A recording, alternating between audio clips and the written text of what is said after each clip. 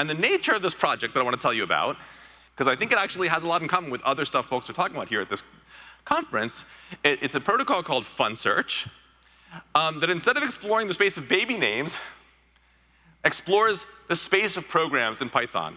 You're going to see one in a couple of slides.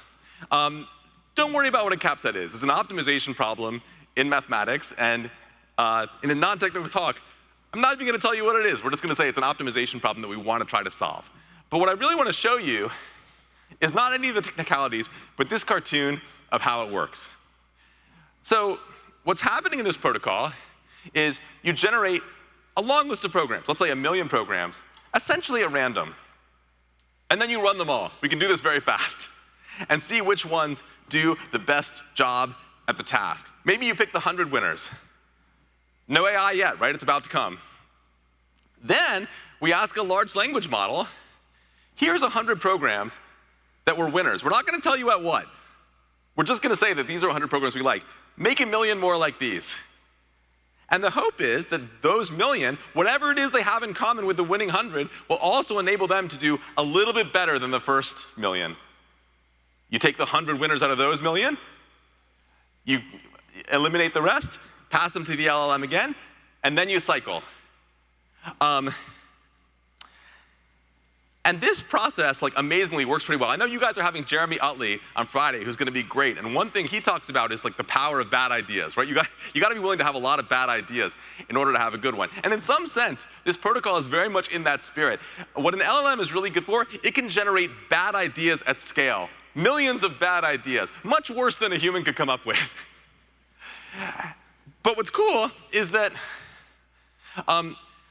the non-LLM step, I'm sort of zeroing in on this one part of the cartoon, the evaluation and assessment step, that has no AI in it. That's completely fast, completely reliable, completely effective. That's just like good old-fashioned run a program and check mathematically whether it accomplished the task. So I will admit that that's a little bit different from some of the challenges that you guys face. This kind of like very fast, ultra-reliable assessment step is a hard one, but for problems like this, for optimization problems, it completely eliminates this problem of hallucinations.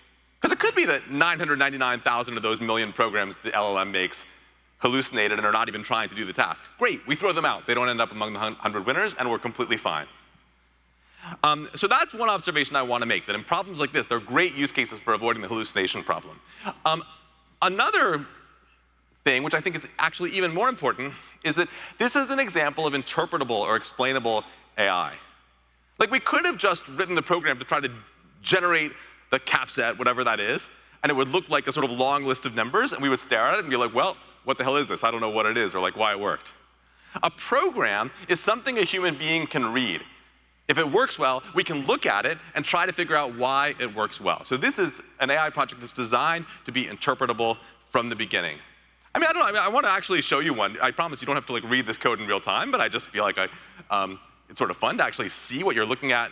On the left is a piece of Python code written by the computer, which is the result of like tens of thousands of generations of evolution inside this loop that I showed you. So it's not the first thing it tried, but it's a program that actually turns out to work really well and to improve on state-of-the-art best human performance on this particular mathematical problem that it was evolved to solve. So, did you guys all figure out why it works so well? No, actually, this one I actually don't know why it works so well, but it does work very well. But I just wanted you to see what it looks like, machine-written code, if you haven't seen it before. So let me say something about what I, as a mathematician, learned from working on this project.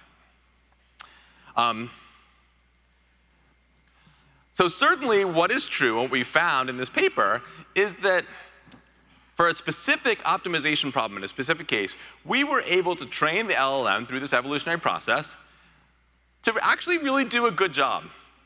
In some cases, better than best human performances, but even when it wasn't doing that, it clearly learns and gets better with evolution. This is like pretty cool to watch happen in real time. But as mathematicians, and I think probably for many of you guys too, we actually don't want to solve just one problem. I mean, it's cool if we can, but we want to solve whole classes of problems, right? If we solve one problem, that's supposed to give us ideas for the rest. And so far, That's not what we're getting. I just want to be sort of honest with you about what we got in this project.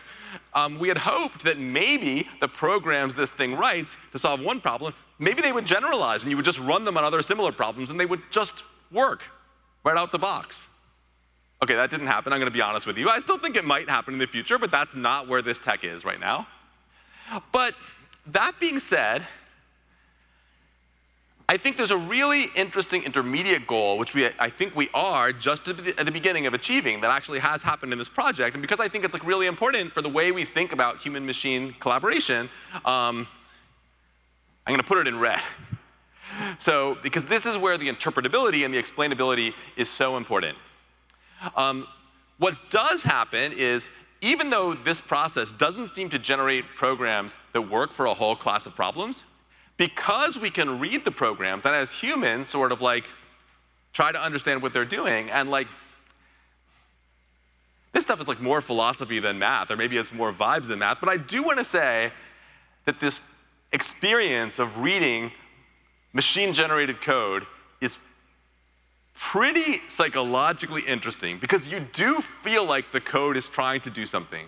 I'm sorry if I'm anthropomorphizing. You feel like it's trying to accomplish something that it doesn't quite know how to express, and you feel like you can help it. You feel like, okay, I see what you're trying to do. You didn't quite do that, but I get it. And I think that is a really interesting and, to me, very promising model for the future of collaborations between humans and machine learning. That we're not asking the machine to simply be creative for us,